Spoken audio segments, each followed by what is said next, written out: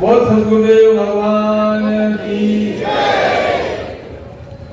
संन्यास महोत्सव महाकाल उत्सव आप सभी को बहुत बहुत शुभकामनाएं, बहुत बहुत आशीर्वाद।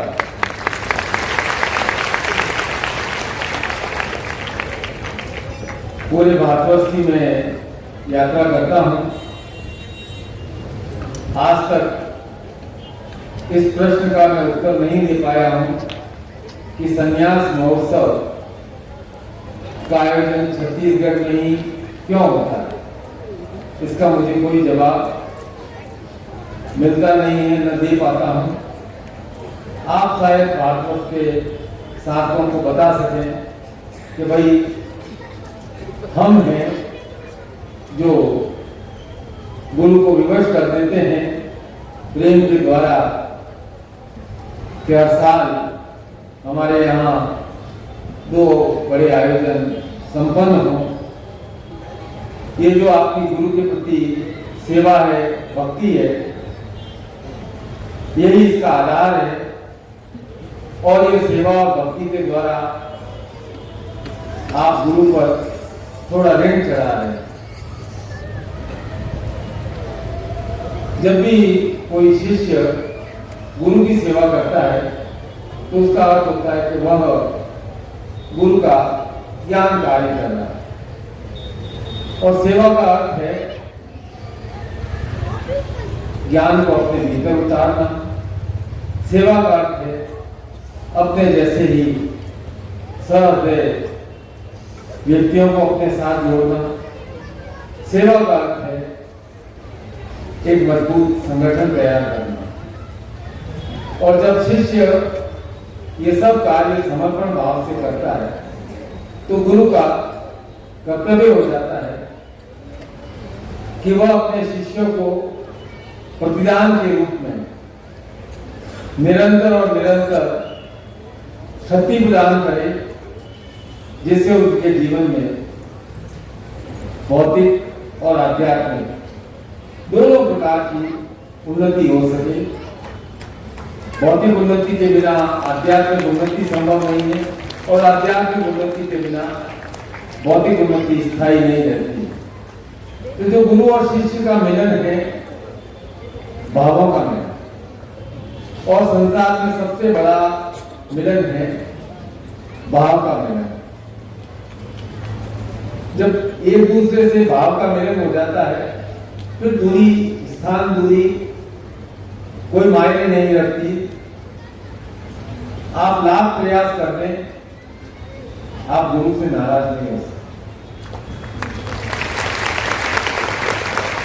और गुरु को तो अधिकार ही नहीं है कि वह शिष्य से नाराज हो जाए। इसलिए आज मैं आप सभी भावों से बड़े शिष्यों को नमन करता हूं, आपके भावों को नमन करता हूं और आशीर्वाद प्रदान करता हूं कि आप सदैव शक्ति से युक्त रहें और शिव की बाती सत्य पथ पर चलते हुए अपने जीवन की विकास यात्रा का आनंद लें।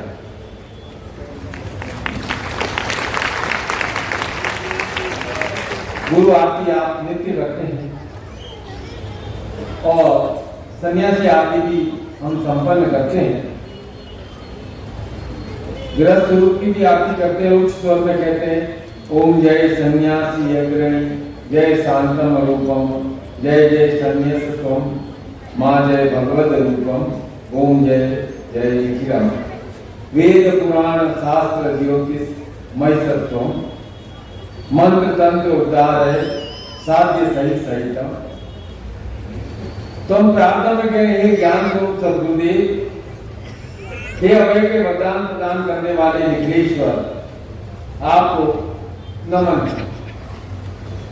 और जो बात आप कहते हैं वही बात गुरु भी कहते हैं कि प्रिय शिष्य, तुम सदैव और सदैव ज्ञान से युक्त रहो, सदैव और सदैव मुक्त भाव से जीवन जियो, क्योंकि तुम ही वास्तव में गृहस्थ रूप में मेरे सन्यासी शिष्य को मुक्त होना मुक्ति का अनुभव करना। जब तक हम अपने जीवन में मुक्त भाव का अनुभव नहीं करेंगे तो हमें किसी भी स्थान पर, किसी भी वस्तु में, किसी भी पदार्थ में पूर्ण और स्थायी आनंद नहीं आ सकता। जीवन में एक के बाद एक बंधन बांधते रहते हैं और सोचते हैं बंधन में ही आनंद है। शायद थोड़ी देर बाह्य आनंद लगेगा, पर धीरे धीरे जितने बंधन बांधते रहोगे आंतरिक आनंद सुस्त होता जाएगा। मेरी बात बहुत ध्यान से सुनना। हम सब के भीतर एक आनंद का अमृत कलश है, पर वो कलश बहुत प्रकार के विषय, वासना, बंधन से, मोह से, माया से ढका हुआ है। उन आवरणों को हटाना ही संन्यास पथ की यात्रा। अब एक प्रश्न आपके जीवन में हर बार बार बार आता है कि वास्तविक सन्यासी कौन है? आज जो मैं प्रवचन दे रहा हूं, बात कह रहा हूं, यदि इस बात को आपने अपने जीवन में उसका सदांश भी उतार लिया तो आप मुक्त हो जाएंगे, यह मैं विश्वास के साथ कह सकता हूं।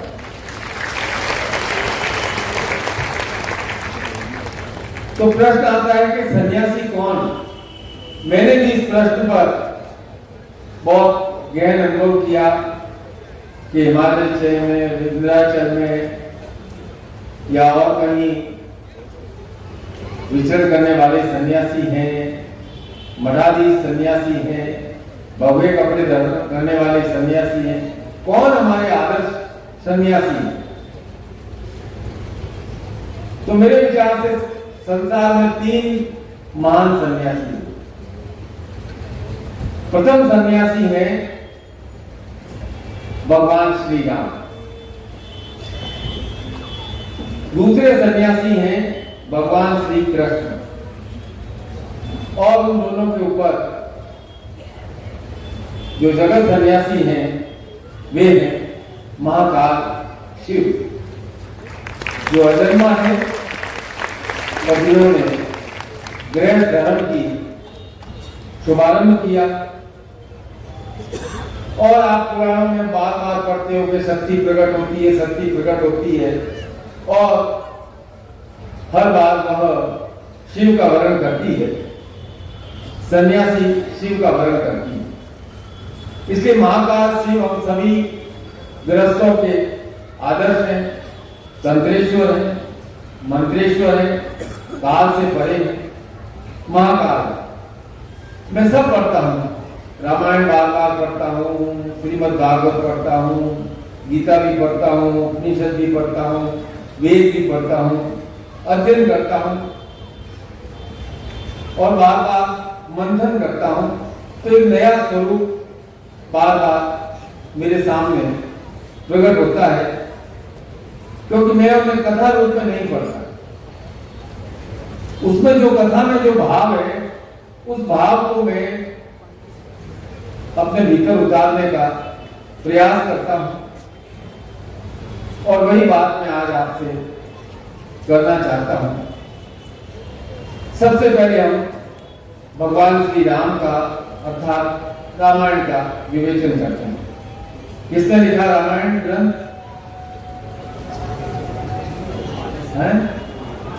वाल्मीकि जी ने। किस समय लिखा? राम के जीवन काल में।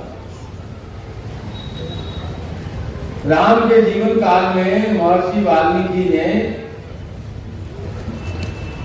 रामायण लिखा। जब राम दशरथ पुत्र थे और उन्होंने राम के जीवन को पूरी तरह से देखा, उन्होंने राम का चरित्र वर्णन अपने जन्म चक्षुओं से जो देखा उसी का उन्होंने वर्णन किया। इसलिए रामायण में कोई अतिरंजना नहीं है, और जो बात उन्होंने देखी वही अपने शिष्य महर्षि भारद्वाज को कही और वाल्मीकि ऋषि भगवान श्री राम के बारे में कहते हैं, लोका वीराम रंग धीरम राजीव नेत्रम रघुवंशनाथम कारुण्य रूपम करुणाकर्तम श्री रामचंद्र शरणं प्रपद्ये। कि श्री राम का स्वरूप प्रसन्नता प्रदान करने वाला है। वे युद्ध के मैदान में भी शांत और स्थिर रहते हैं, जिनकी आंखें नीले कमल के समान हैं और जो रघुवंश के नाथ हैं, करुणा के अवतार हैं और हम सब पर अपनी करुणा समान रूप से बरसाते हैं। कोई अतिरंजन नहीं, युद्ध भाव में भी शांत और स्थिर रहते हैं। अब उस वाल्मीकि रामायण के बाद में उत्तर से लेकर दक्षिण तक, पूर्व से लेकर पश्चिम तक कई लोगों ने, कई ऋषियों ने रामायण लिखी। सबका आधार वाल्मीकि रामायण है। उनके अंदर जो भाव आए, थोड़ी कल्पना जोड़ी और रचना की कि उन्होंने स्वयं तो राम को देखा नहीं, तो हमारे हिंदी क्षेत्र में भी उसी रामायण को आधार बनाकर भक्त शिरोमणि गोस्वामी तुलसीदास जी ने रामचरितमानस की रचना की। अब आप दोनों ग्रंथों को पढ़ेंगे तो आपको अंतर समझ में आएगा। जब भक्ति काल में तुलसीदास जी ने रामचरितमानस लिखा तो वे राम भक्त थे। अब भक्त अपने भगवान को, अपने इष्ट को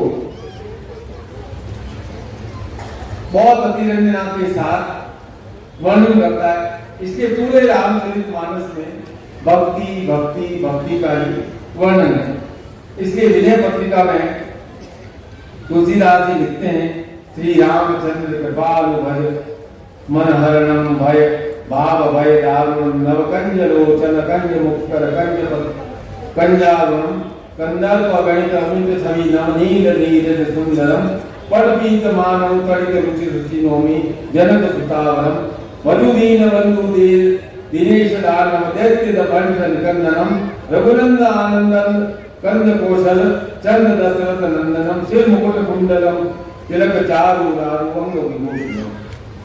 तो आप मतलब मैं एक उदाहरण देता हूँ कि 500 साल बाद यदि सदगुरुदेव लिखे के बारे में देखा जाएगा तो कोई भक्त अतिरंजना में लिख सकता है कि दिल्ली से उड़ करके भगवान निखिल सीधे रायपुर आ गए। अब धीरे धीरे लोग कथा में जोड़ते जाएंगे जोड़ते जाएंगे जोड़ते जाएंगे। तो आपने रामचरितमानस भक्ति ग्रंथ पढ़ा है। मैं कहता हूं वाल्मीकि रामायण पढ़ो,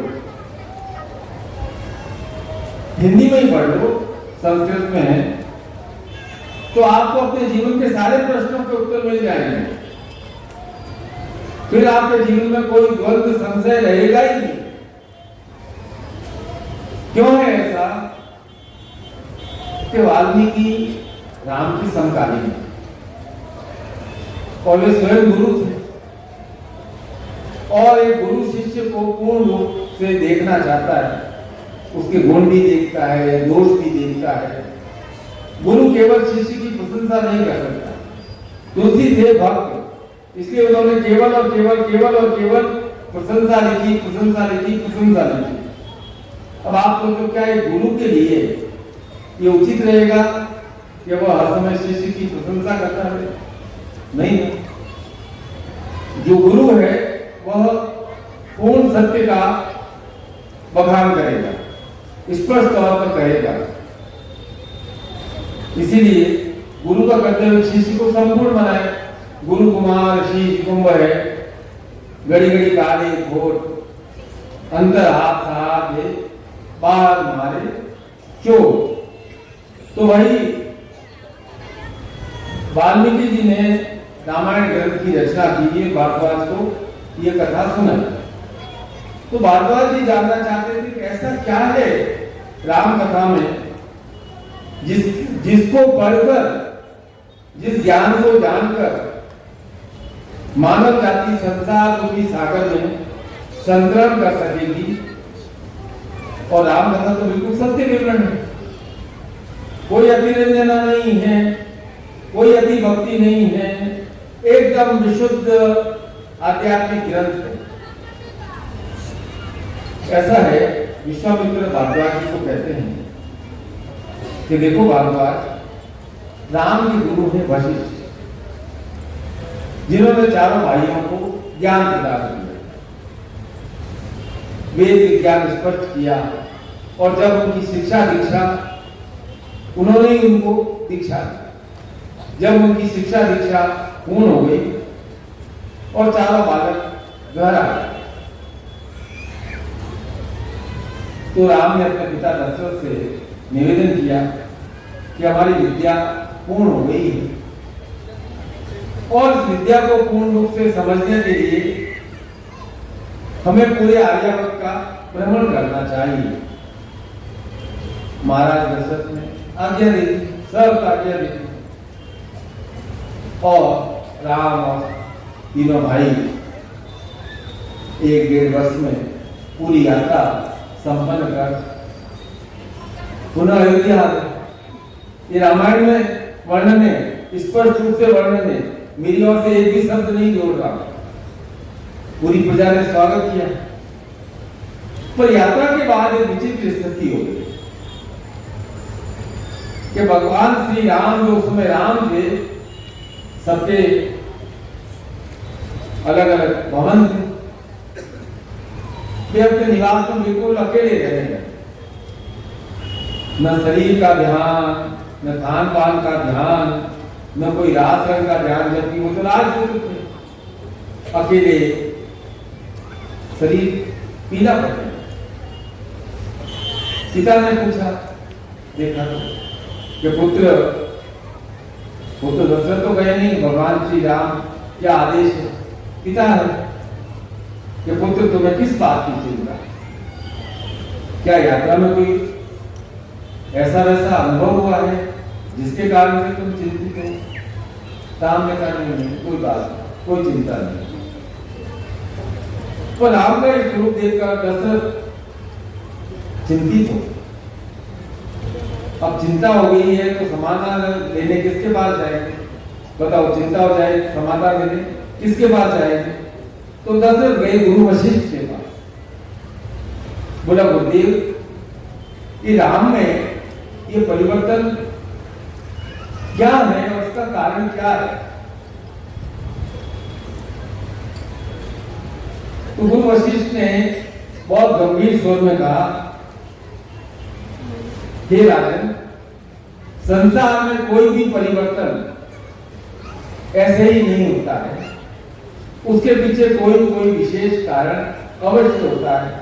कोपम विषाद कलना वित्तम च असम नान्तेन कारण वचेन मानती संत। ये जो सत्य है कि संसार में किसी भी व्यक्ति के व्यवहार में क्रोध, विषाद और हर्ष बिना किसी उपयुक्त कारण के नहीं होता है। बहुत गंभीर बात है। हमारे जीवन में भी कोई कारण अवश्य रहा होगा जिसके कारण हम विषाद युक्त होते हैं, क्रोध आता है या हर्षित होते हैं। जीवन में हर्ष होना है तो बहुत अच्छी बात है, कोई कारण होगा तो उस हर्ष में, उस प्रसन्नता में और अधिक वृद्धि करें। क्रोध और विषाद आ रहा है जीवन में, तो उसका भी आपको कारण ढूंढना है। कारण ढूंढेंगे कि मुझे क्रोध क्यों आ रहा है, मेरे जीवन में विषाद की स्थिति क्यों है। कारण ढूंढेंगे तो उसका हल अवश्य प्राप्त होगा। पहले कारण जानना आवश्यक। अब वशिष्ठ की बात सुनकर राजा दशरथ चले गए। अब गुरु तो सदैव अपनी बात स्पष्ट रूप से कह देते हैं, कह दिया भाई कोई कारण है। अब दशरथ विचार करने लगे कि राम के व्यवहार में इतना परिवर्तन कैसे आ गया है, क्या कारण है?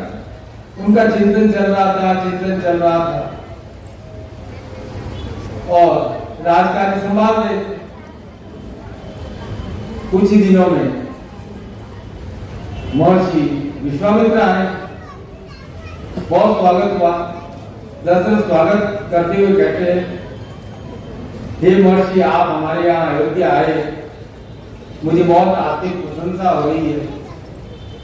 ऐसा लग रहा है जैसे नेत्रहीन को रोशनी मिल गई है, सूखी भूमि को वर्षा प्राप्त होती है, वैसे ही मुझे प्रसन्नता हो रही है। ऐसी प्रसन्नता हो रही है जैसे किसी खोई हुई संपत्ति व्यक्ति को पुनः प्राप्त होती है। पर आपका आगमन निश्चित रूप से किसी कारण से आ गया है। गुरु और ऋषि अपनी बात स्पष्ट रूप में कहते हैं।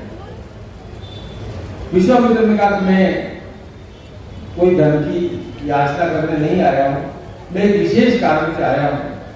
मैं एक विशेष धार्मिक अनुष्ठान संपन्न कर रहा हूं और उसे पूर्ण करना चाहता हूं, पर खर दूषण और उसके अनुचर बार बार यज्ञ का ध्वंस कर देते हैं, भूमि अवरुद्ध कर देते हैं।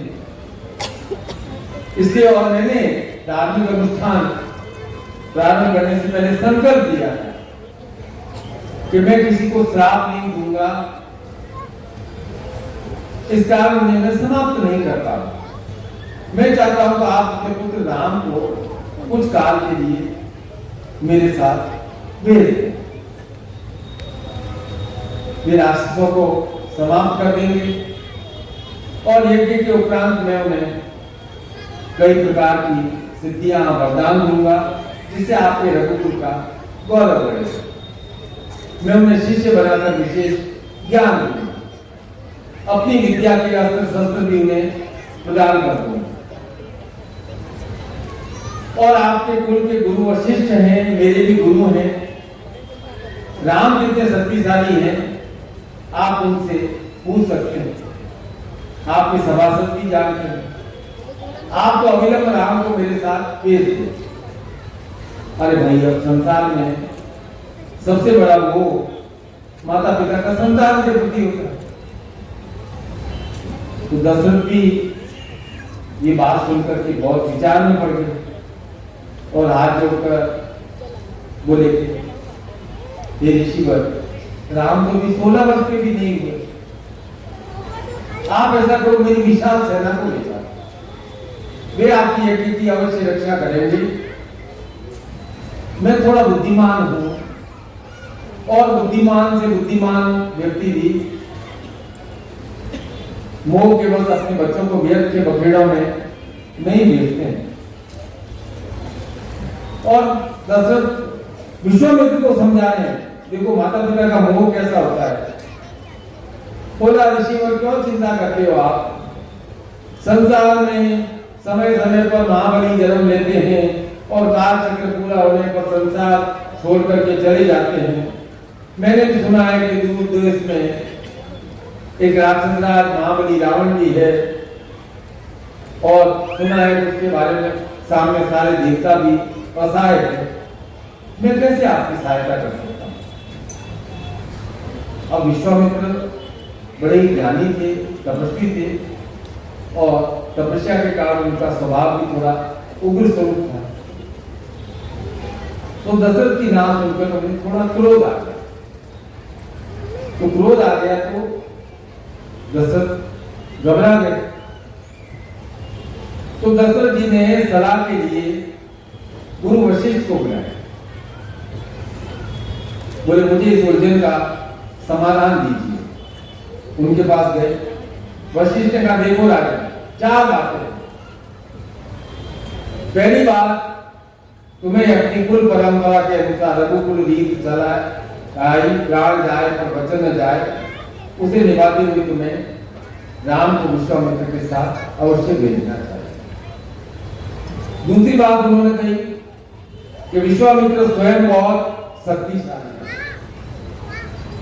तीसरी बात कही, उनके पास अनगिनत पृथ्वी हैं और वे स्वयं महान योद्धा है, तुम्हारी भांति क्षत्रिय है।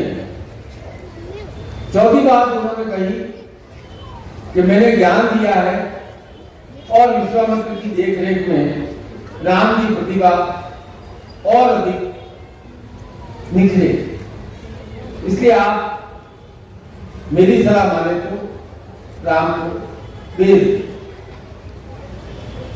फिर दशरथ थोड़ा विचार में पड़ गए। उन्होंने कहा राम को ही बुला करके पूछ लेते। सेवक को भेजा राम के निवास पर। सेवक आया वापस, बोला बहुत विचित्र बात है कि राम स्वयं विषादग्रस्त है, उन्होंने मुझसे भी मिलने से मना कर दिया है और अन्य सेवकों से मालूम पड़ा है कि न उन्हें अपने शरीर की चिंता है न किसी प्रकार के मनोरंजन में लगे हुए हैं। हर बार यही बोलते हैं सब मिथ्या है, सब मिथ्या है, सब मिथ्या है। उन्हें देखकर ऐसा भी नहीं लगता है कि वे इच्छा से विहीन है, उन्हें देखकर यह भी नहीं लगता है कि वे किसी पर आश्रित हैं, वे भ्रमित भी नहीं लगते हैं, विक्षिप्त भी नहीं लगते हैं और ऐसा भी नहीं लगता है कि वे आत्मज्ञानी हो गए। तब विश्वामित्र ने कहा ये ऐसी बात है तो हम श्री राम को स्वयं यहाँ सभा में बुला लेते हैं और उनके विषाद का कारण पूछ लेते हैं। हम सब मिलकर के उनका विषाद दूर करते हैं जिससे वे मेरा कार्य कर सके। तो प्रधान सचिव को दशरथ ने भेजा कि पिता की आज्ञा है कि आप तत्काल सभा में आए। राम आए, उलझे उलझे और चुपचाप अपने आसन पर बैठ गए। दशरथ ने फिर पूछा प्रिय पुत्र, तुम इतने उदास और विषादग्रस्त क्यों? दशरथ ने कहा पुत्र, जीवन में विषाद जिसे आकर आप टेंशन कहते हो, दुखों का खुला निमंत्रण है और चिंता करना किसी समस्या का समाधान नहीं है। यदि कोई चिंता है तो चिंतन करो, विचार करो, उसका हल निकालो। राम ने हाथ जोड़कर कहा पिताश्री,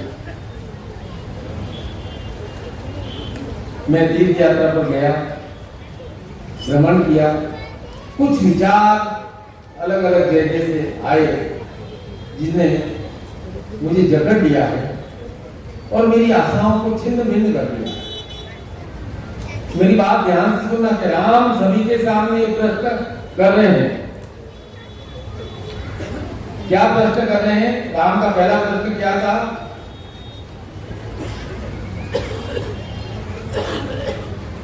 राम कह रहे हैं कि हे ऋषियों, आप मुझे बताइए कि संसार में सब लोग जिसे सुख कहते हैं वह सुख क्या है? दूसरा उनका अगला प्रश्न था कि संसार में हर क्षण पदार्थ बदलते रहते हैं, स्थितियां बदलती रहती है, तो क्या इस परिवर्तनशील पदार्थों में सुख प्राप्त किया जा सकता है? क्या सुख को पकड़ करके स्थायी रखा जा सकता है? राम प्रश्न पूछ रहे कि मेरे विचार से संसार में सबसे बड़ा दुख यही है, हर प्राणी संसार में जन्म लेता है, मरता है, फिर जन्म लेता है और हर क्षण बदलती हुई परिस्थितियां ही उसके दुखों का मूल कारण है। संसार में जिनसे कोई संबंध नहीं होता है उनसे व्यक्ति नाता जोड़ लेता है और मैंने विचार किया है कि संसार की हर वस्तु का मनुष्य के मन से अधिक मनोदशा से संबंध होता है। फिर मैं विचार करता हूं कि मन सत्य तो है नहीं, आत्मा सत्य है, मन असत्य है और हम इस मन पर ही मोहित हो जाते हैं और मन की मृतता को दूर करने के लिए निरंतर भटकते रहते हैं। मैं मानता हूं कि हम किसी के दास नहीं हैं, लेकिन आप कहते हैं मुझे लगता है कि हम सब दास जैसा जीवन व्यतीत कर रहे हैं। हमारा जीवन तो स्वतंत्र है ही नहीं। राम कहते हम पूर्ण सत्य के भी जानकार नहीं, मुझे लगता है कि संसार क्या है, काल क्या है, एक चक्र है जो काल चक्र बढ़ता है और हमें छीलता रहता है, छीलता रहता है, छीलता रहता है। अब बताओ मेरा दुख कैसे दूर?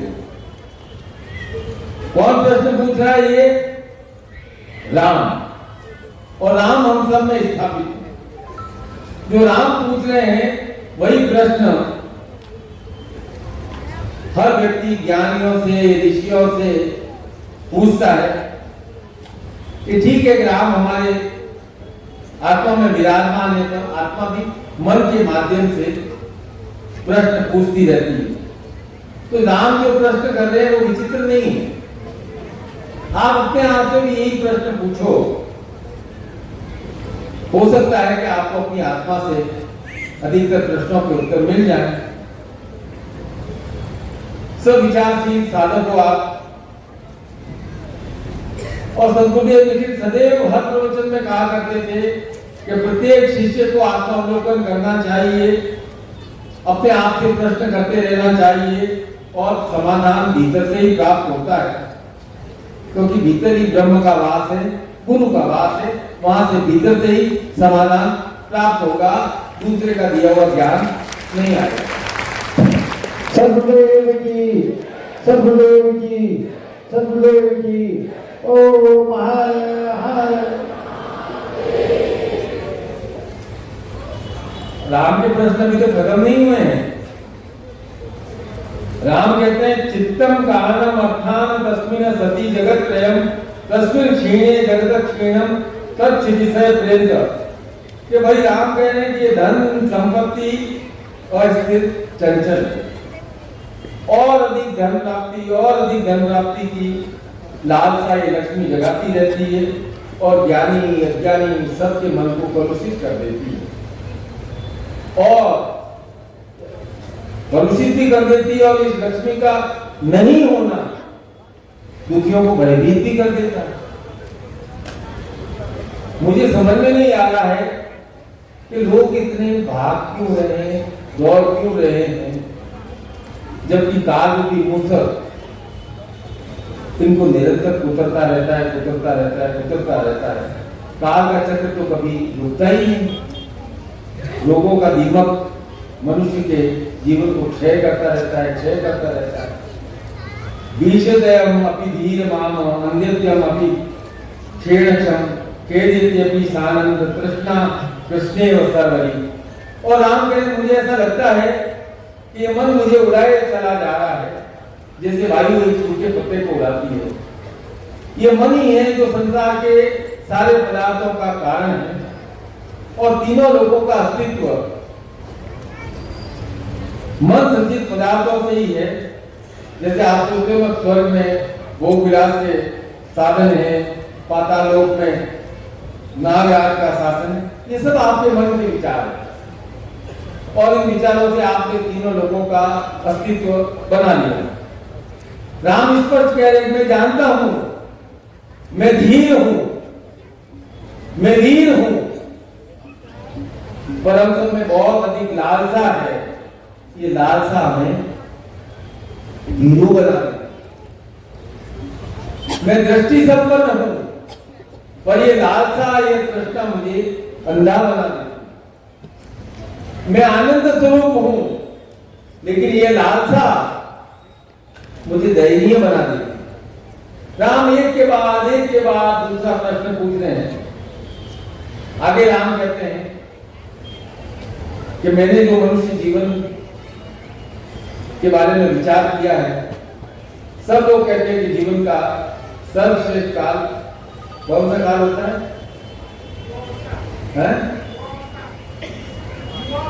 युवावस्था। सब लोग कहते हैं बाल्यावस्था केवल आनंद और सुख का काल है, पर वह भी तो बहुत ही दुख से भरा है। एक छोटा बालक असहाय होता है, निरंतर दुर्घटनाएं सहन करता है, अपने आप को पूर्ण रूप से अभिव्यक्त नहीं कर पाता है, अपनी पूरे मन की बात बोल नहीं पाता है, खिलवाड़ करता है, मूर्खताएं भी करता है, अस्थिरता भी होती है, पूर्ण शक्ति भी नहीं होती है। इस कारण वह विचलित और भ्रमित भी होता है, इस कारण से वह जिद्दी भी बन जाता है, बुरी बातों का उस पर प्रभाव जल्दी पड़ता है, माता पिता द्वारा प्रताड़ित भी होता है। और राम कहते हैं मुझे ऐसा लगता है कि बाल्यावस्था पराधीनता के अलावा कुछ नहीं है। जब वह रोता है तो माँ बाप उसे सारा संसार ला देने की बातें करते हैं, बेटा रो मत, मैं तेरे लिए चंद्रमा लेकर के आ जाऊंगा, मैं तेरे लिए यह खिलौना लेकर के आ जाऊंगा। ऐसी ऐसी बातें करके उस बालक में सांसारिक चीजों के प्रति आकर्षण उसके अंदर डाल दे रहे हैं। अब युवावस्था आपकी बात बोले, युवावस्था और भी अधिक भयावह है। थोड़े समय तो सुख देती है युवावस्था, पर वास्तव में इन सुखों में ही लंबे समय तक चलने वाला दुख आ जाता है। युवावस्था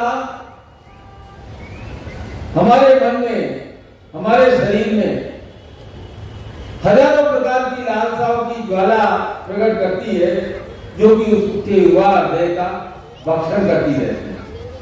उन्होंने कहा मुझे तो ऐसा लगता है कि युवावस्था उस पंछी पक्षी के समान है जिसके कार्य रूपी एक पंख अच्छा है, एक पंख बुरा है, एक पंख अच्छाई की ओर ले जाता है, एक पंख बुराई की ओर ले जाता है। और आप कह रहे हैं मुझे लगता है कि युवावस्था ही मन की विनाशक है।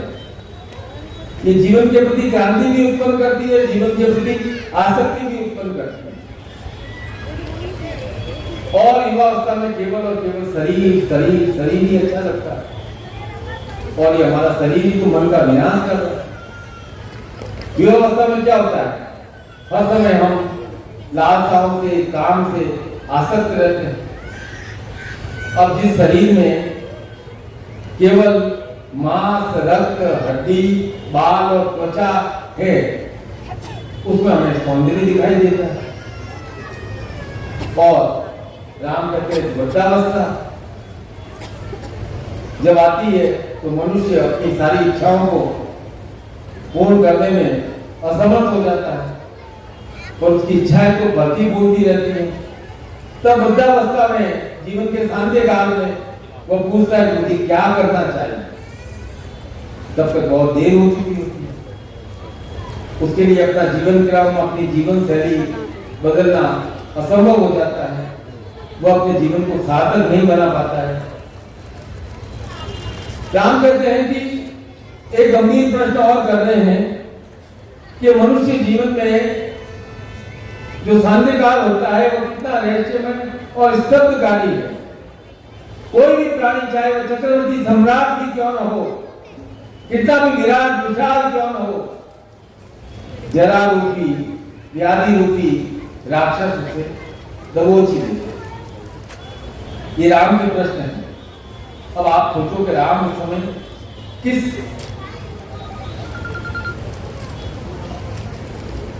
भावभूमि में। फिर उन्होंने कहा कि हम काल की गणना वर्ष, दिन, वर्ष, युग, कल्प के रूप में करते हैं, पर उसकी वास्तविक प्रवृत्ति तो चुकी हुई है।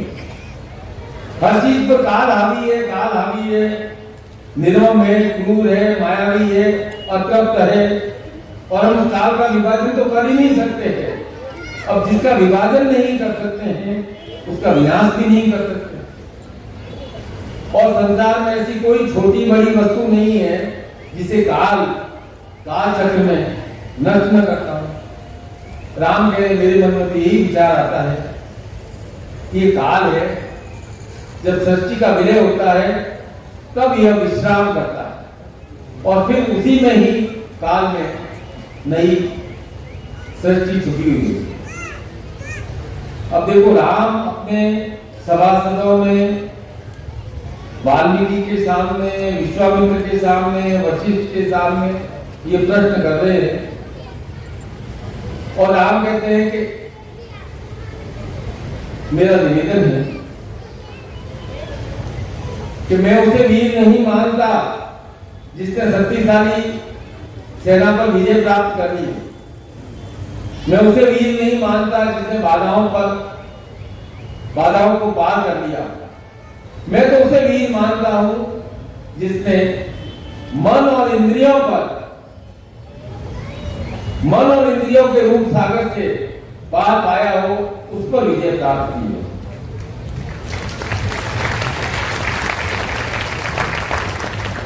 फिर राम एक प्रश्न कह रहे, राम का कह रहे, मेरा विचार है, मैं उसे लाभ नहीं मानता जिसे जल्दी ही गंवा दिया जाता है। क्या? मैं उसे लाभ नहीं मानता जिसे जल्दी ही गंवा दिया जाता है। लाभ तो वह होता है जो कभी खोया ही नहीं जाए। लक्ष्मी वही है जो सदैव स्थायी है। बड़े व्यथा बड़े मन से राम कह रहे हैं, मुझे ऐसा लगता है कि संसार दुखों से, कष्टों से भरा है। यह आनंद का स्रोत कैसे बने? मेरे मन में जो विचार आए हैं, उन विचारों से मैं कैसे मुक्त हूं? कैसे मैं इस संसार में प्रेम और घृणा के थपेड़ों से बच सकूं? देखो, प्रेम में भी एक प्रवाह होता है जिसमें हम रह जाते हैं, और घृणा भी एक ऐसा प्रवाह है जिसमें मनुष्य बहता है। प्रेम का भी ज्वार आता है तो हम अति से प्रेम करने लग जाते हैं। घृणा का भी ज्वार आता है तो हम अति से घृणा के प्रवाह में बह जाते हैं। तो हमारे अंदर प्रेम का और घृणा का, तो बोले राम बोले मैं कैसे संतुलन करूं? और मुझसे ऐसा कौन सा रहस्य है जिससे संपूर्ण ब्रह्मांड में फैली हुई मन की प्रवृत्ति का प्रतिरोध किया जा सके? वे कौन महापुरुष हैं जिन्होंने स्वयं को ब्रह्म से युक्त कर दिया? क्या क्या उपाय है हम बाधाओं से मुक्त हो सकें? मैं आपकी सारी शंकाओं का समाधान जानना चाहूं। तो ऋषि वाल्मीकि ने कहा कि विद्वज्जनों, यदि हम राम के विद्वत्तापूर्ण विचारों पर विचार नहीं करेंगे तो हम अभागे रह जाएंगे। यही सिद्ध होगा कि हम हमारी विचार शक्ति खो बैठे हैं। तो सबसे पहले विश्वामित्र ने कहा, हे राम सुनो, यश प्रवृत्तान यस्मे हेतुमेव विना पुनः भुवि भोगान रोचन्ते स जीवन मुक्त उच्यते। कि हे राम, सच्चा मुक्त वही है जो स्वाभाविक इंद्रिय सुख से विचलित नहीं होता, जो न यश की भावना से प्रेरित होता है और न प्रलोभन से प्रेरित होता है। हम प्रेरित होते हैं, हमें यश नहीं। हम प्रेरित होते हैं धन संपत्ति अपार का, अर्थात लोभ से हम प्रेरित होते हैं। जो यश से भी प्रलोभित नहीं होता है और प्रलोभन से भी प्रेरित नहीं होता है, वही स्वतंत्र है, वही ज्ञानी है, वही महापुरुष है, वही सन्यासी है, वही योगी। फिर विश्वामित्र ने गुरु वशिष्ठ के सामने दंडवत प्रणाम किया और कहा कि ऋषिवर, आप हमें ज्ञान दीजिए और राम की सभी शंकाओं का समाधान कीजिए। तो हमारी संस्कृति का आधार है वेद, और वेदों को स्पष्ट करने के लिए 10 उपनिषद, 11 उपनिषद रचे गए। उपनिषद का अर्थ है पास बैठना, गुरु के पास बैठना। शिष्य शंका प्रकट करता है, गुरु उसका समाधान प्रदान करता है। मेरे विचार से वेदों के पश्चात संसार में 2 ही महान ग्रंथ रचे गए। पहला ग्रंथ है योग वशिष्ठ। योग वशिष्ठ वह ग्रंथ है जिसमें नर नारायण को उपदेश दे रहे। वशिष्ठ है नर और राम है नारायण। और नारायण स्वयं सारी बातें गुरु के द्वारा सारे ज्ञान को जानना चाहते हैं, और जो वशिष्ठ ऋषि ने ज्ञान दिया उसे कहा गया योग वशिष्ठ। दूसरा ग्रंथ है गीता, जिसमें नारायण श्री कृष्ण स्वरूप में नर अर्जुन को ज्ञान प्रदान करना।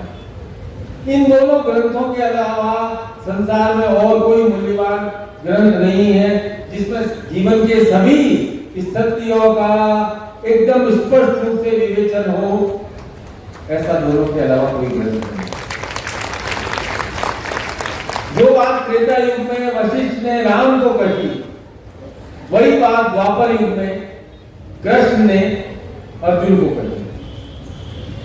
तो आज संन्यास महोत्सव पर मेरा सौभाग्य है कि मैं गुरुवर वशिष्ठ के कुछ सूत्र आपको समझाने का प्रयास कर रहा हूं। तो विश्वामित्र के आग्रह पर गुरु वशिष्ठ ने जो पहली बात कही वो आप ध्यान से सुनना। परम पौष आश्रित्य दंतेर दंतान विचूर्ण शुभेन अशुभ अद्युक्त प्राप्तम पौरुषम जयते। कि देखो राम, वो नहीं कह रहे हे भगवान, वो कह रहे देखो राम, पहले तो ये जान लो कि संसार में जो कुछ भी प्राप्त किया जाता है वह कर्म से ही प्राप्त होता है। जहां भी विफलता दिखाई देती है वह कर्म की ही कमी है, कर्म की ही कमी है। जिसे लोग भाग्य कहते हैं वो कहीं दिखाई नहीं पड़ता है, वह मन की गढ़ी हुई बात है। इसीलिए वो कहते हैं परम पौरुष आश्रित है। और कहते हैं कि स्वकर्म, स्वकर्म का अर्थ है मनसा वाचा करना। जो ज्ञान रूप में मनन से, वाचन से और ज्ञान के द्वारा, कर्म के द्वारा प्रकट होता है। उन्होंने कहे राम मेरी बात ध्यान से सुनो तुम। कर्म से ही इंद्र स्वर्ग के अधिपति होते हैं, कर्म से ही ब्रह्मा सृष्टि के रचयिता होते हैं, कर्म से ही वायु, अग्नि, वरुण सब देवत्व प्रदान करते हैं। और कहते हैं कि जो स्वकर्म है उसकी भी दो कोटि, एक का संबंध पिछले जन्म से होता है और दूसरे का संबंध इस जन्म से होता है। और मनुष्य वर्तमान जीवन में कर्म कर अपने पूर्व जन्म के किए हुए कर्मों को निष्क्रिय कर सकता है, पूर्व जन्मों के कर्मों के भार को समाप्त कर सकता है। और वशिष्ठ कह रहे कि राम ये जान लो कि जो भाग्य है यदि पूर्व जन्म के स्वकर्म का ही प्रमाण है। इसलिए हमारे जीवन में कर्म और भाग्य के बीच में निरंतर और निरंतर संघर्ष चलता रहता है। पर राम सदैव याद रखो, जीतता है हमारे वर्तमान जीवन का कर्म, हमारे वर्तमान जीवन का कर्म।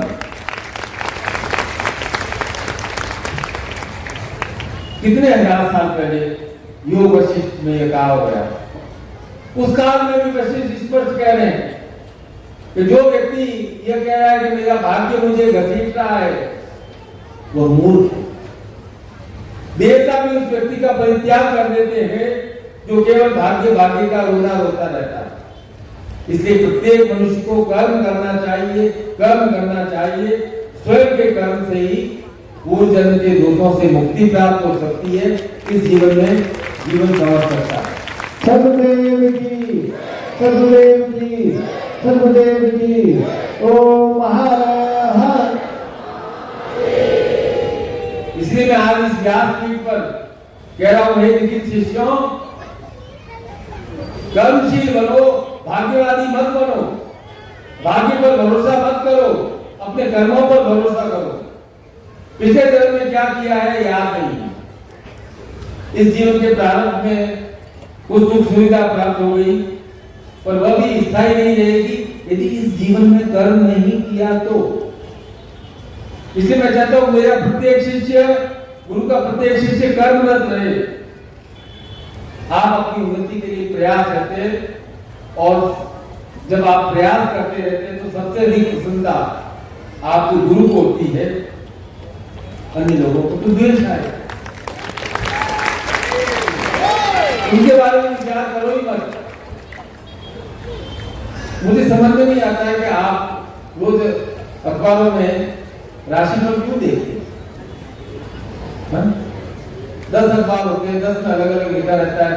कुछ राशि पर डराते हैं, कुछ आपको थोड़ी देर के लिए खुश कर देते हैं।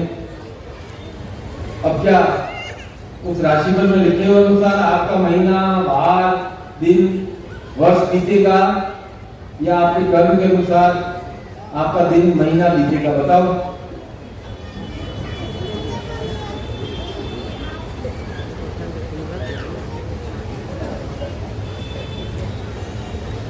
योग वशिष्ठ की बात कर रहा हूं।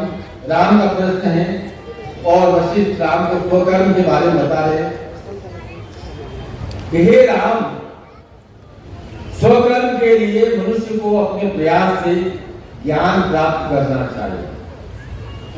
उस ज्ञान की अनुभूति भी करनी चाहिए और उसे अपने मन में उतारना चाहिए। और कह रहे कि स्वकर्म हमारा अंतिम उद्देश्य नहीं है। स्वकर्म का उद्देश्य है हम कर्म की अनुभूति कर सकें। असुवेशु समाविष्ट सुवेशु आत्म ये प्रयत्नाच चिंतित सर्वशास्त्र संग्रह। जो महर्षि वशिष्ठ उस जमाने में बात कर रहे हो आज भी लागू होती है। वो कह रहे हैं निर्धन और धनी, लक्ष्मी को चाहने वाले और लक्ष्मीपति आज के युग में नहीं होते, हजारों साल पहले भी होते। जो लोग निर्धनता का रोना रोते हैं उनका मूल कारण उनके भीतर का आलस्य ही होता है। ये बात योग वशिष्ठ में यशे गुरु वशिष्ठ राम को स्पष्ट रूप से कहते, जो निर्धनता का रोना रोते हैं उसका मूल कारण उनके भीतर का आलस्य ही होता है। और कहते हैं आलसी व्यक्ति का जीवन गर्दन से भी निकृष्ट होता है। आलस्य के कारण ही मनुष्य दैनीय जीवन जीता है। यदि मनुष्य के जीवन में आलस्य न हो तो इस संसार में निर्धनता रह ही नहीं सकती है, रह ही नहीं सकती है। तो स्वकर्म का आधार क्या है? शास्त्रे सदाचार विचित्र देशे दमेर यद कल्पितम फलम अतीवचिर प्रभुम तस्मिन् हरि स्फूर्ति गोपम एति चित्तम अंगावलीतर अनुपौरुषम एतद आहु। वशिष्ठ कह रहे हैं स्वकर्म वही है जो सत्य ज्ञान से उद्भूत हो, और सत्य ज्ञान उसी व्यक्ति के हृदय में प्रकट होता है जिसने धर्मनिष्ठ महानुभावों के कार्य चरित्र का अनुसरण किया होता है। सरल रूप में कहूं तो वशिष्ठ कह रहे हैं कि स्वकर्म के 3 आधार हैं। विशुद्ध धर्म ग्रंथ का ज्ञान, गुरु की शिक्षा दीक्षा, और तीसरा अपना प्रयास। 3 बात। धर्म ग्रंथ का ज्ञान, एजुकेशन, शिक्षा दीक्षा और अपना प्रयास। अब तीनों बातों में भाग्य का कोई प्रवेश नहीं है। इसलिए जो स्वयं अपना तंत्र मजबूत बनाना चाहता है, मानसिक बौद्धिक भौतिक स्वतंत्रता प्राप्त करना चाहता है, उसे निरंतर प्रयत्न करते हुए अपने जीवन को शुभ कार्यों में, अपने जीवन को उन्नत कार्यों में लगाना चाहिए। आलस्य का कोई स्थान नहीं होना चाहिए। चल रहा है इस संसार में सब उल्टा पुल्टा। जिन्होंने धन अर्जित नहीं किया वे पुस्तकें लिख रहे हैं 1 साल में करोड़पति कैसे बने। जिन कुंडली जागृत नहीं है वे ज्ञान दे रहे हैं 7 दिनों में कुंडली जागृत कैसे करें। जिन्हें ज्ञान नहीं है वह कह रहे हैं कि 3 महीने का कोर्स करो, शेयर मार्केट का आपको पूरा नॉलेज हो जाएगा, आप 6 महीने में करोड़ रुपए प्राप्त कर दो। अरे भाई, शिक्षा भी लो, दीक्षा भी लो, तो ऐसे व्यक्ति से लो ना जिसने जीवन में कुछ अर्जन किया हो, स्व अर्जित किया हो, स्वकर्म से किया हो। क्यों मन को व्यर्थ में भटकाते हैं?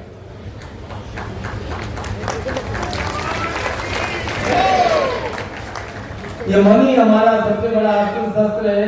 और फिर मैं कहता हूं मन ही थोड़ा शत्रु है। यदि मन को निरंतर लालसा से युक्त रखा तो जीवन तृष्णा युक्त हो जाए। लालसा और कामना में बड़ा अंतर है। ऐसा मत समझना कि मैं कामना के लिए मना कर रहा हूं। कामना अर्थात जिसके लिए मैं कार्य करने के लिए तत्पर हूं, स्वकर्म के लिए तत्पर हूं।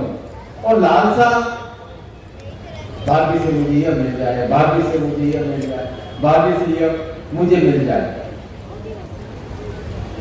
तो अपने मन की लहरों को शांत करने का प्रयत्न करो तो हमारा मन हमें श्रेष्ठता की ओर ले जाएगा। अब जब मन को व्यर्थ में विचलित करने वाली तरंगें शांत हो जाती है तो फिर मन में शांति की अजस्र धारा बहने लगती है। फिर ये जो दुखों से भरा हुआ संसार है ये आनंद का धाम लगने लगता है। आपको क्या चाहिए? आनंद चाहिए या सुख चाहिए? आज बोल दो, आनंद चाहिए या सुख चाहिए? क्योंकि आपके अनुसार सुख की परिभाषा है घर, मकान, जमीन, जायदाद, लक्ष्मी का निरंतर प्रवाह आप खर्च करते रहे। अरे भाई, स्वकर्म से यह आपको सब सुख प्राप्त अवश्य हो जाएंगे। लेकिन यदि मन थोड़ा भी अशांत है तो फिर ये सारे सुख कांटों के समान चुभने लगता है। संन्यास महोत्सव में विचार कर लो, यदि मन में आनंद है तो आप बाह्य उपकरणों की ओर नहीं भागोगे। आप जो कर्म करोगे, जो प्राप्त होगा, उसी में आप आनंद लोगे। अब प्रश्न आता है निरंतर और निरंतर आनंद कैसे प्राप्त करें?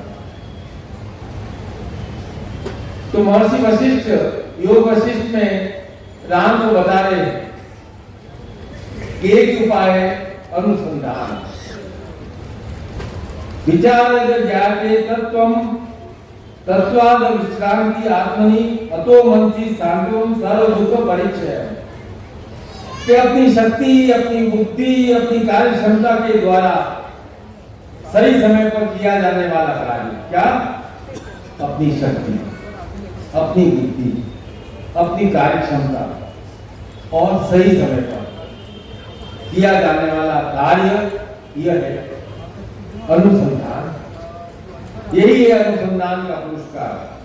अनुसंधान का तर्क नहीं है, अनुसंधान का केवल रिसर्च नहीं है। अनुसंधान का अर्थ है अपने अंदर बार बार अवलोकन करते रहना, अपने अंदर बार बार अवलोकन करता रहना कि क्या प्रॉब्लम क्या है, इसका कारण क्या है। फिर आगे महर्षि वशिष्ठ कह रहे हैं कि जीवन को आनंद में बनाने के लिए क्या करना चाहिए,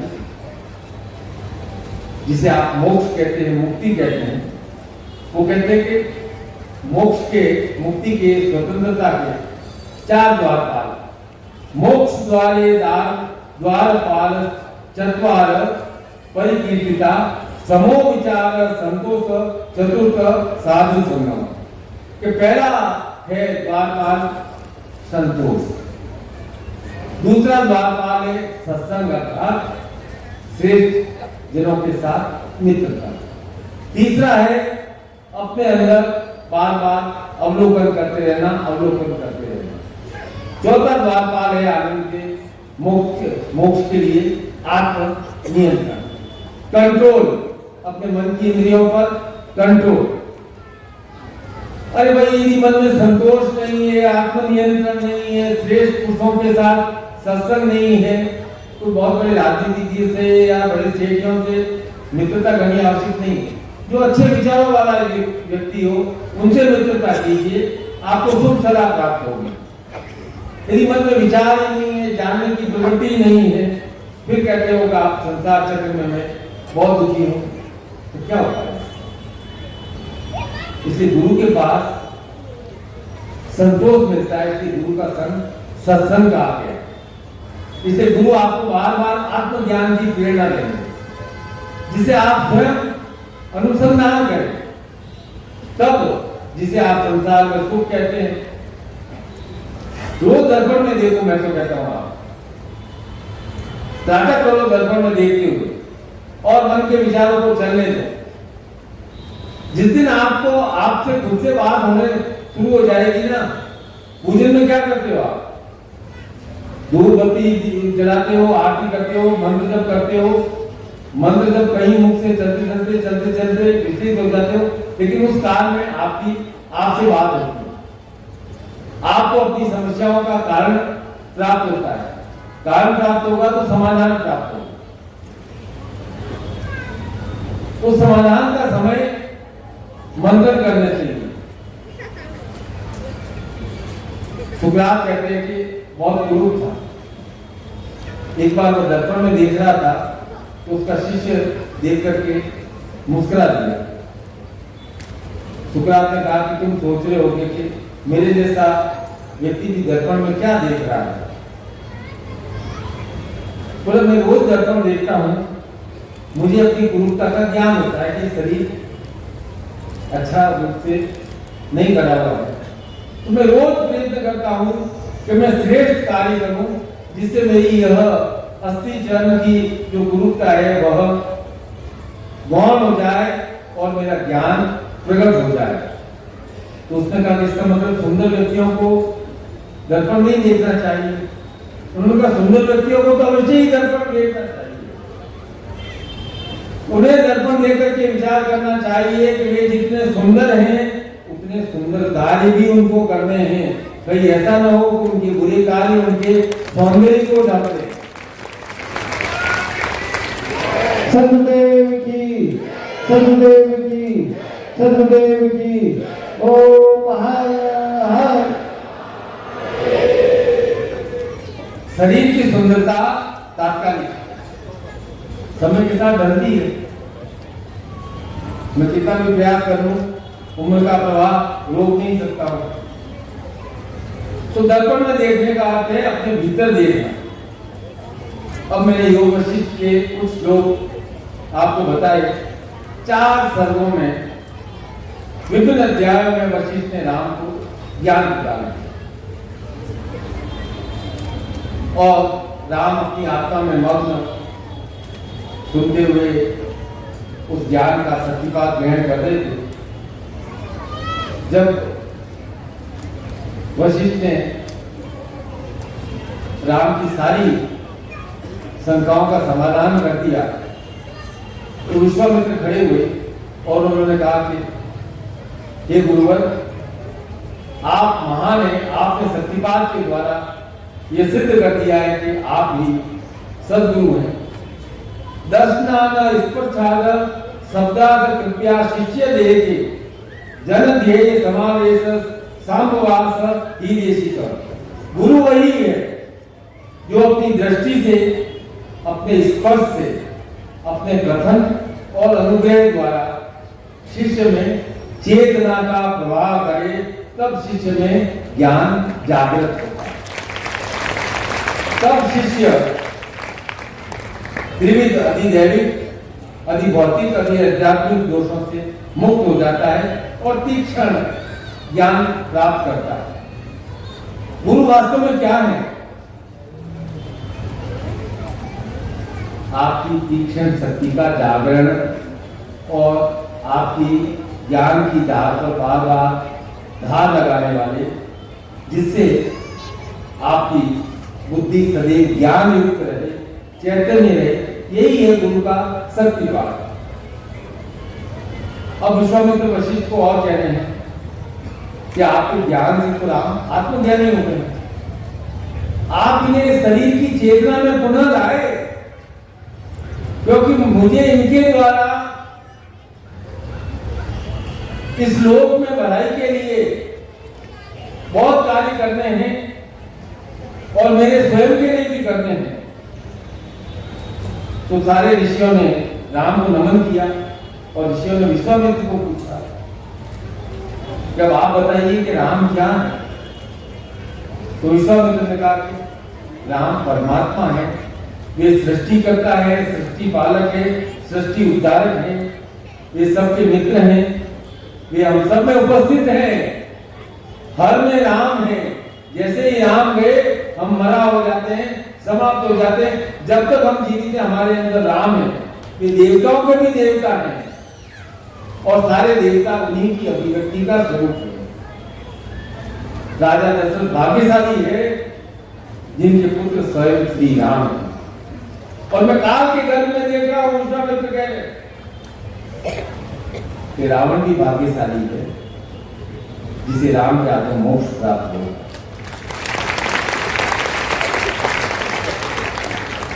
तब महर्षि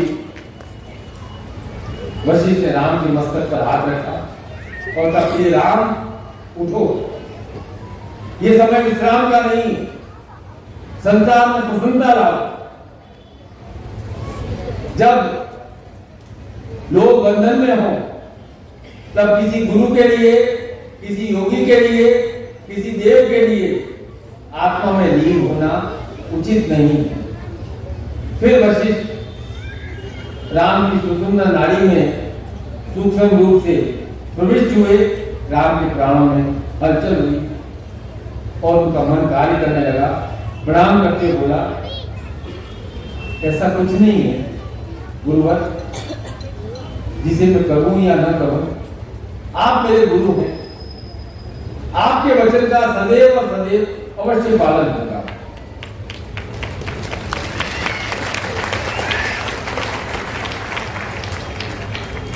फिर राम ने हाथ जोड़कर कहा, क्या आपके आदेश से मैं संसार के सारे कार्य करूंगा, पर मैं स्पष्ट रूप से कह रहा हूं कि मेरा अभिनय होगा, मेरी लीला होगी। मेरे अंतर मन का उस लीला से कोई संबंध नहीं होगा। आप कहोगे तो मैं युद्ध भी कर लूंगा, आप कहोगे तो मैं विवाह भी कर दूंगा, आप कहोगे तो मैं विचारग्रस्त भी हो जाऊंगा, सब बाधाओं से लड़ता भी रहूंगा। आप जो भी कार्य करेंगे वो कर लूंगा, जो आज तक संसार में किसी ने नहीं किया वो कार्य भी कर लूंगा, क्योंकि ये आपका आदेश है, गुरु का आदेश है, और ये मेरी लीला है। मेरा उससे कोई संबंध नहीं होगा। इसलिए कभी तुलसीकृत रामायण पढ़ते हैं, लक्ष्मण मूर्छित हो गए, राम विषादग्रस्त हो गए, राम अश्रु बहा रहे हैं, राम का सीता से विवाह हो रहा है, राम प्रेम कर रहे हैं, युद्ध हो रहा है, राम वो रावण हरण करके ले जा रहा है, राम दुखियों पे विलाप कर रहे हैं, पशु पक्षियों से कह रहे सीता कहाँ है, मेरी सीता कहाँ है। राम ने तो 15 वर्ष की आयु में कह दिया था कि मैं संसार में जो सारे कार्य करूंगा ये मेरी लीला होगी, उसका मेरे वास्तविक स्वरूप से, ईश्वरीय स्वरूप से कोई संबंध नहीं होगा। क्योंकि गुरु के आदेश से राम स्वयं स्वकर्म का ज्ञान संसार को देना चाहते हैं।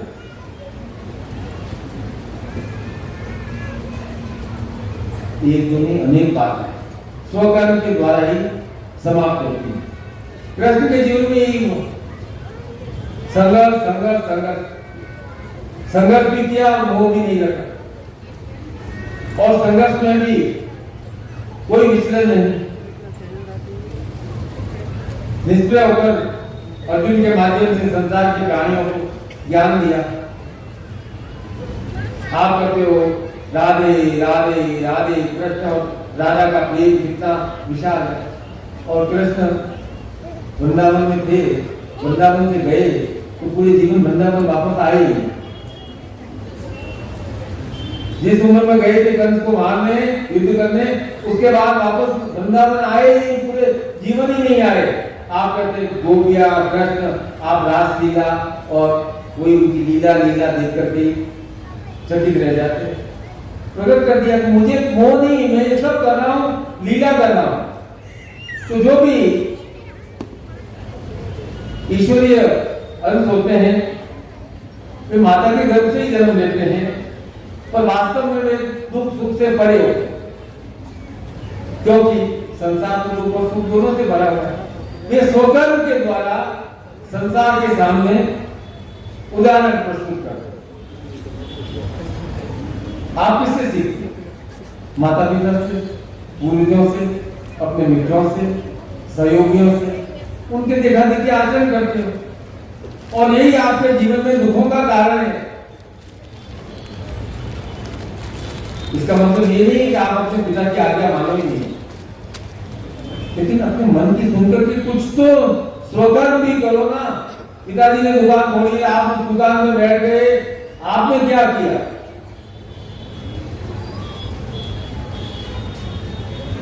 जब जीवन में सद्गुरु आते हैं, ज्ञान प्राप्त करते हैं, तो उस ज्ञान मार्ग पर चलकर परम आनंद की अनुभूति होती है। गुरु भी लीलाधारी होते हैं। वे आते हैं संसार में चेतना, ज्ञान का प्रकाश फैलाने के लिए, जिससे मनुष्य अज्ञान से मुक्त हो। अज्ञान गया था, अंधेरा गया, जब ज्ञान आया वहां प्रकाश आ जाता है। इसलिए गुरु प्रार्थना में हम बार बार कहते हैं अज्ञान तिमिरांधस्य ज्ञानांजन शलाकया ये चक्षुरुन्मिलितं तस्मै श्री गुरुवे नमः। ये प्रार्थना नहीं करते हे गुरुदेव आपकी चमड़ी से मैं प्रेम करता हूँ, आपके आंखों से प्रेम करता हूँ, आपकी उंगलियों से प्रेम करता हूँ। हे गुरुदेव मैं आपका ज्ञान है, उस ज्ञान को नमन करता हूँ। अब शंकराचार्य को उदाहरण ले लो आप। ये तो वर्तमान युग में हुए, उनकी कथा तो स्पष्ट रूप से लिखी हुई है।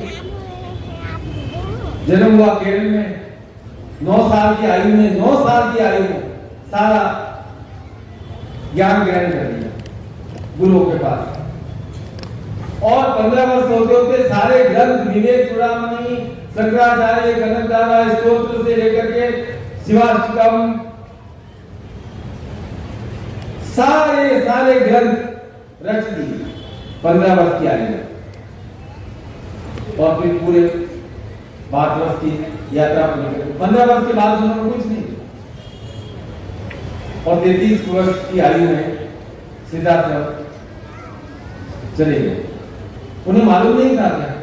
उन्हें स्पष्ट मालूम था कि मैं इस संसार में केवल और केवल 33 वर्षों के लिए आया हूं, और इस समय इस काल में ही मुझे ज्ञान अर्जन करना है, मुझे ज्ञान प्रदान करना है, मुझे अनुसंधान करना है और संसार को चेतना देनी है। इसलिए गुरुओं को केवल पूजो मत, भगवान को केवल पूजो मत, उनके ज्ञान को आत्मसात करो, जिसे जीवन में आप बाधाएं कहते हैं, दुख कहते हैं, उनसे मुक्ति 4 माला जपकर या घंटी बजाकर जोर जोर से ओम जय जगदीश हरे करने से दूर नहीं होगी। उस ज्ञान को, चेतना को अपने भीतर उतारना है, उस ज्ञान की चेतना को जीवंत रखना है। जो आप में ईश्वरी चेतना है, इसीलिए आप जीवित हैं और आप जागे हैं, सोए हैं। ईश्वरी चेतना आप में सदैव और सदैव विद्यमान रहती है। इसलिए मैं क्यों चेतना मंत्र में बार बार कहता हूं कि ओम ह्रीम मम प्राण देह रोम प्रतिरोम चैतन्य जागरे ह्रीम ओम नमः। सर्वोपरि है हमारी चेतना। हमारी चेतना ही ईश्वर का स्वरूप है, हमारी चेतना ही गुरु का स्वरूप है। इसलिए चैतन्य होना है, आपको केवल पूजक नहीं बनना है। हो सकता है संसार में कुछ क्षणों के लिए मोह टूट जाए, अकेलापन अनुभव हो, आप अपनी आत्मा में निगम होगा, पर वास्तव में वो समय आपके ज्ञान को जागृत करने का, तब आप संसार के सारे सुखों को निष्प्रय भाव से भोग सकते हो, आनंद ले सकते हो। भोग कोई बुरा नहीं, पर भोग में डूब जाना तो उचित नहीं। एक मधुमक्खी हजारों पुष्पों से परागकण एकत्र करके मधु बनाती है और फिर उसी में डूब करके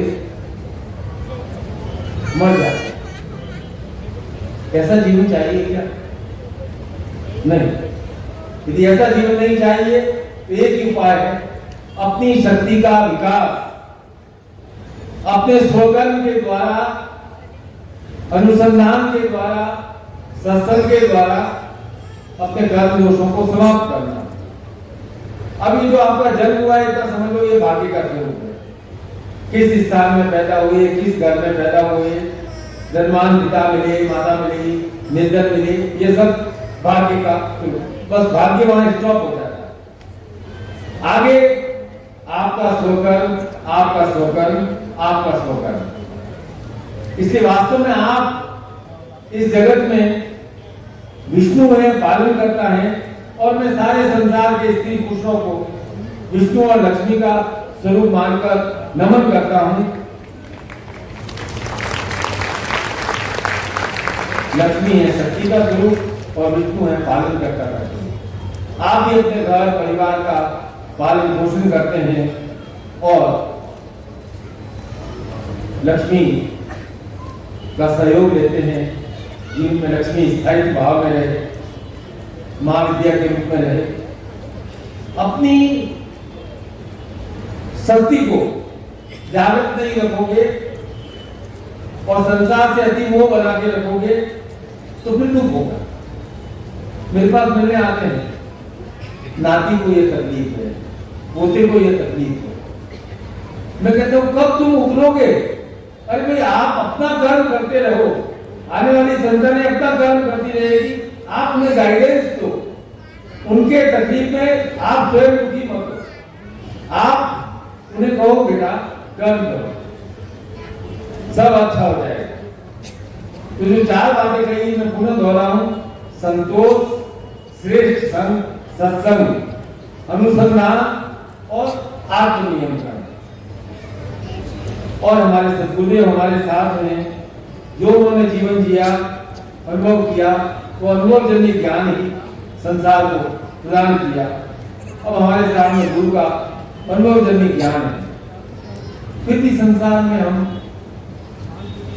अकेले अपने आप को मान लेते हैं, कभी दुखी होते हैं, पीड़ित होते हैं, क्योंकि हम गुरु का साथ छोड़ देते हैं। गुरु का साथ छोड़ने का अर्थ हम ज्ञान का साथ छोड़ते हैं। इसलिए मैं आपको कहता हूं, हे प्रिय, अपनी आत्मा के सागर में उतरो। आप भी लीलाधारी हो, गृहस्थी हो, सन्यासी भी हो, सृजन करता भी हो, पालन करता भी हो और शौर्य से युक्त भी हो। बस अपनी सद्बुद्धि से, अपनी बुद्धि की तलवार पर सदैव और सदैव धार लगाए रखना। उसकी धार को कुंद मत होने देगा। इस संसार में आपको घर, परिवार, समाज के लिए बहुत सारे कार्य करने हैं। हजारों युद्ध लड़ने पड़ेंगे, कभी युद्ध समाप्त नहीं होते। बस विचलित मत होना। गुरु आपके साथ है, गुरु आपके साथ है, गुरु आपके साथ है। बहुत बहुत बहुत बहुत बहुत सद्गुरुदेव भगवान की ओ जय श्री राम, ओ जय श्री राम, जय श्री राम। बहुत बहुत आशीर्वाद। बहुत सद्गुरुदेव भगवान की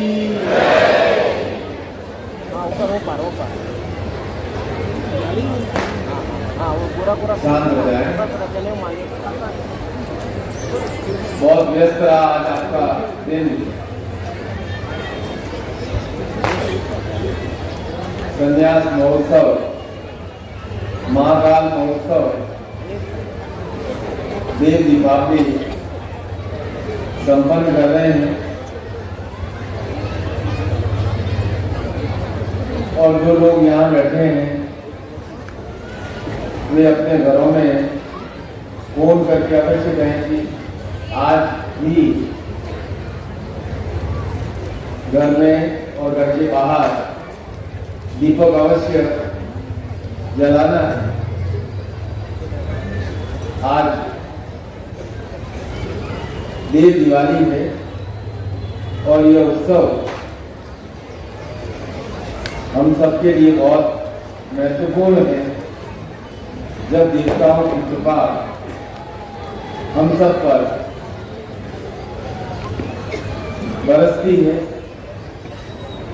और वह तभी बरसती है जब हम अपने जीवन में योग करते हैं,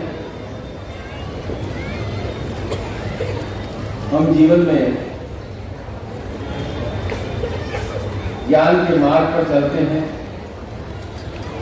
हम जीवन में स्वकर्म करते हैं, अपने बलबूते पर कर्म करते हैं। हम जीवन में चाहे 10 मित्र ही बनाए, 5 ही बनाए, अच्छे लोगों के साथ मित्रता करें और हर मनुष्य को निरंतर और निरंतर अपनी प्रगति के बारे में, अपनी वृद्धि के बारे में विचार अवश्य करना चाहिए।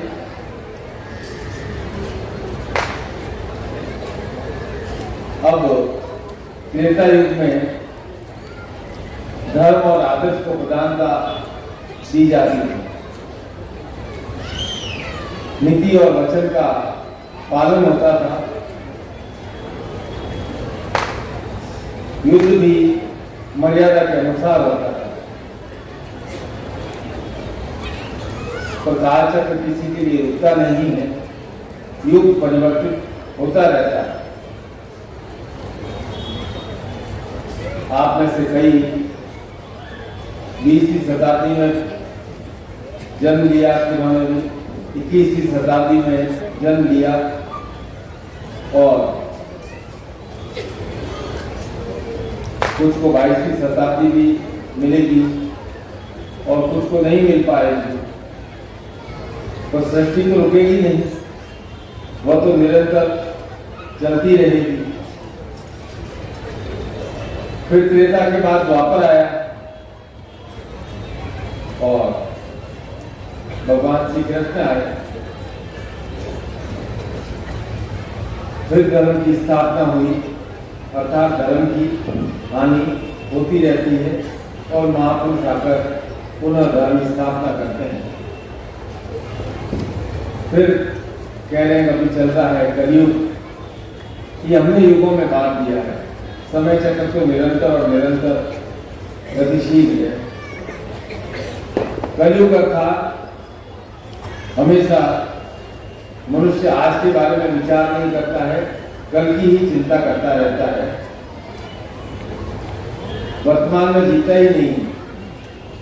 वह सोचता है वह प्राप्त कर लूं फिर आनंद आएगा, वह प्राप्त कर लूं फिर आनंद आएगा, और नित्य नित्य अपने आप को व्यर्थ की चिंता, व्यर्थ के विचार से ग्रसित रखता है। और आप सोचिए, प्रगति का अर्थ जीवन में केवल भागदौड़ ही है या प्रगति का अर्थ है मेरा धर्म, मेरा सिद्धांत, मेरा नियम। जैसे वशिष्ठ ने कहा था कि राम आप स्वकर्म करो, आत्मलीन मत हो जाओ, तो वह राज्य राम राज्य कहलाया। राम राज्य से मेरे मन में विचार आता है कि आज मेरे सामने 50 वर्ष की उम्र के और से अधिक कई लोग बैठे हैं।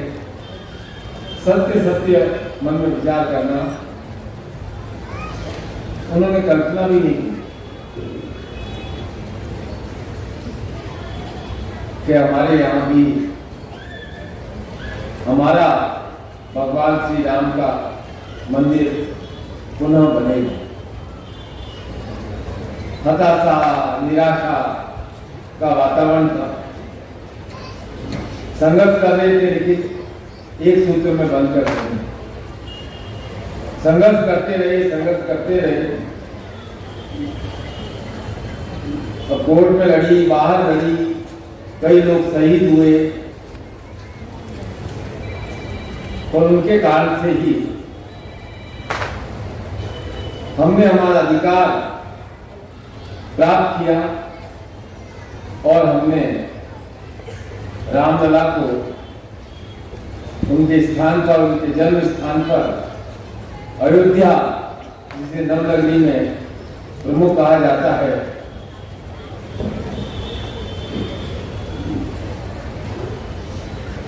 उज्जैन, काशी, अयोध्या, मथुरा, अवंतिका, धारा, ये 4-7 विशेष स्थान कहे गए हैं। और उसी अयोध्या में हम लोगों की कामना के अनुसार, कर्म के अनुसार भगवान राम को हमने पुनः प्रतिष्ठित किया उनके स्थान पर, क्योंकि सब कुछ बदल सकता है, किसी का जन्म स्थान नहीं बदल सकता।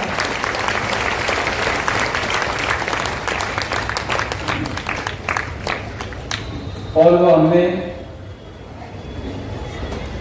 सबको करके दिखाया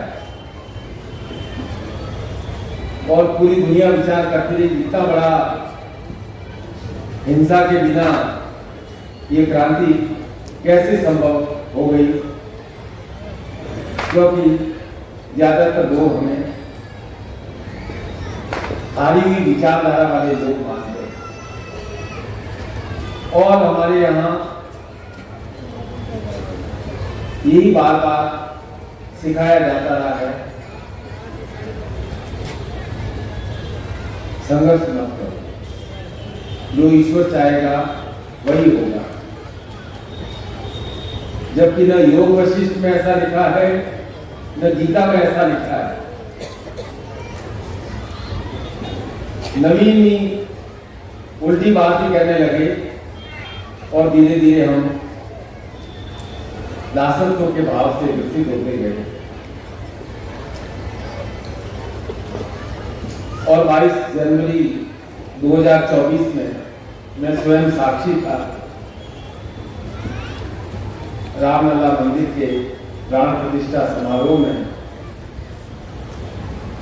कार्यक्रम हुआ और 25 नवंबर 2025 को आज के 20 दिन बाद राम मंदिर का कार्य पूर्ण हो गया है।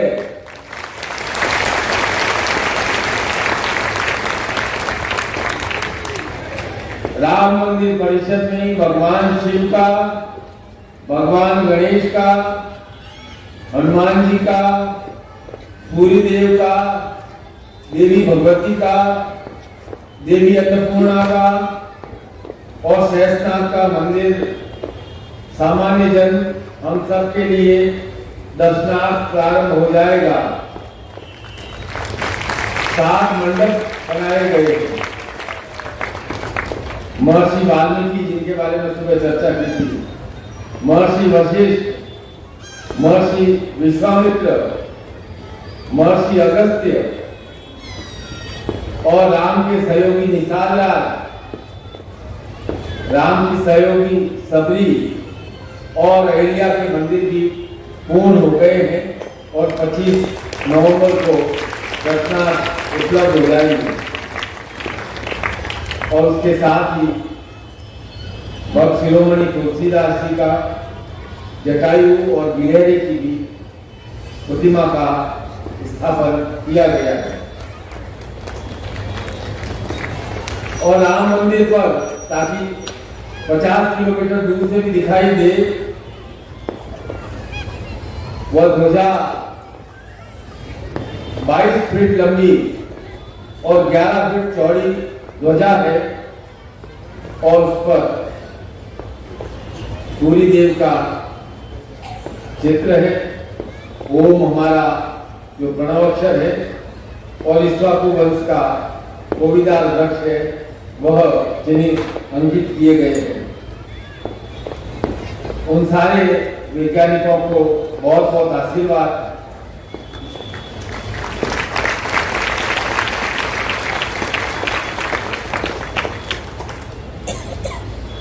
क्योंकि हमारी सनातन संस्कृति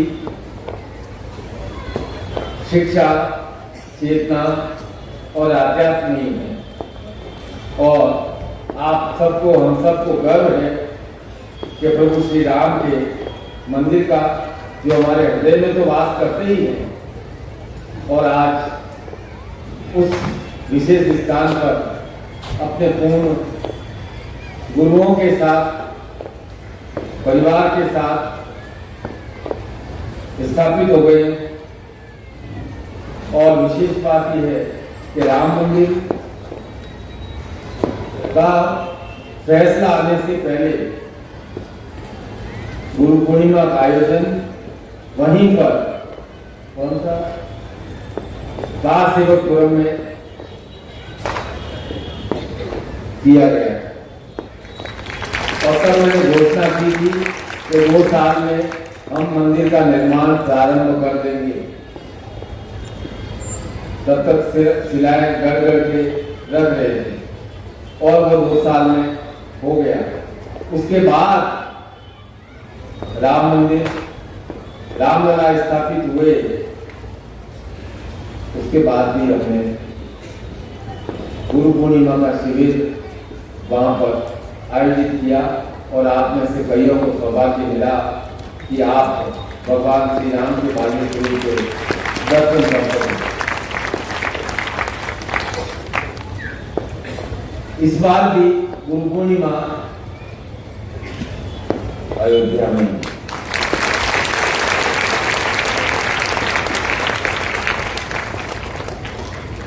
जुलाई में होती है। पर इस बार आपको 2 दिन की जगह 5 दिन आना पड़ेगा, क्योंकि सारे एक ही कंपाउंड में सारे मंदिरों का भ्रमण करते करते 1 या 2 दिन तो लगेंगे। आप टच एंड गो वाली स्थिति तो आई नहीं, नमस्ते भगवान, नमस्ते नमस्ते नमस्ते नमस्ते करके रवाना हो गए, ऐसा तो करना नहीं। जब भी मंदिर जाए 10 मिनट बैठ कर वहां पर कुछ मंत्र बोले, गुरु मंत्र ही बोले। मैं ट्रैफिक में भी देखता हूँ, मंदिर आता है, लोग बाइक चलाते हुए भगवान को जैसे कोई नमस्ते कैसे हो बैठे हो ऐसा करते हुए नजर आते हैं। 2 मिनट रुक जाए, अच्छे से दर्शन कर लें, फिर अच्छे से गाड़ी चलाएं, बस क्योंकि उनको समझाते सुन लिया। खैर, राम को जन्म दिया कौशल्या और दशरथ ने, और राम को मर्यादा पुरुषोत्तम बनाया वशिष्ठ और विश्वामित्र ने। राम के मित्र बने केवट, सबली, जटायु, जामवंत, हनुमान, सुग्रीव, और अनुचर तो हम सब राम के अनुचर हैं। हम सब में राम है, हम सब राम के सेवक हैं, अनुचर हैं, हमारे भगवान, हमें राम की प्रजा।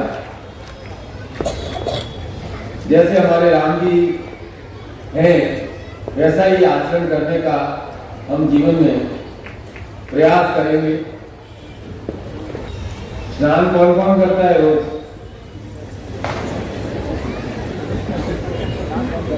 स्नान करने से शरीर तरोताजा होता है, और मंत्र जप करने से मन तरोताजा होता है। तो शरीर भी हमारे लिए आवश्यक है, और शरीर चलेगा मन की गति से, इसलिए मन को भी तरोताजा नित्य करना आवश्यक है। इसलिए नित्य मंत्र जप 11 बार करे, 21 बार करे, 1 माला करे, 4 माला करे, अवश्य करे। ट्रेन में हो, बस में हो, हवाई जहाज में हो, अरण्य में हो, रसोई में आटा गूंद रहे हो, रोटी बना रहे हो, करें। ऑफिस जा रहे हैं, बस में बैठे हैं, करें। धीरे धीरे आपके मन में एक अजपा जप चलने लग जाता है। और मैं निश्चित रूप से कहता हूँ, जिनके मन में अजपा जप चलने लग जाता है उनको भविष्य का काल ज्ञान होने लगता है, क्योंकि उनके मन में ईश्वरी शक्ति का वास होने लगता है।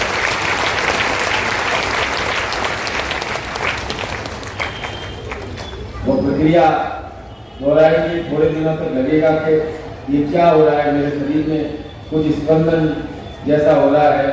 वो धीरे धीरे स्पंदन आपकी शक्तियों को एक धारा में बहाने का कार्य करेगा। आपको बहुत बहुत आशीर्वाद है। आप चश्मा पहनने में खड़े हो। आप रोज कितने घंटे फोन देखते हैं? मोबाइल 3 से 4 घंटा। क्या मैसेज आते हैं, कितने व्हाट्सएप का जवाब देना पड़ता है, क्या मोबाइल में बिजनेस है? रियल एस्टेट का काम तो रोज ग्राहक आते हैं मोबाइल पे। रोज मैसेज आते हैं, फिक्स कर दो, इतने बजे देखूंगा। बाकी सुबह उठते हो, लोग उठ करके भगवान को याद करते हैं, कर्म किए कर्म होते हम सुबह उठते हैं, ओ कितने मैसेज आए हैं, कितने व्हाट्सएप आए हैं। 4 घंटे रोज यदि आप मोबाइल पर खर्च करते हो तो 24 घंटे में 8 घंटे आप सोते हो, 8 घंटे नौकरी काम करते हो, 4 घंटे आपको दैनिक उसमें लगते हैं, तो 4 घंटे मतलब क्रिमिनल वेस्ट ऑफ टाइम, जिसको मैं कहता हूँ कि हम काल को, समय को ऐसा मार करके उसके अधीन हो जाते हैं जब हम मोबाइल देवता की पूजा करने लग जाते हैं। तो पूजा करते समय, भोजन करते समय, शौच के समय और परिवार के साथ जब बैठे हों तो मोबाइल देव को थोड़ा दूर करें, ठीक है? ये मेरा आशीर्वाद है।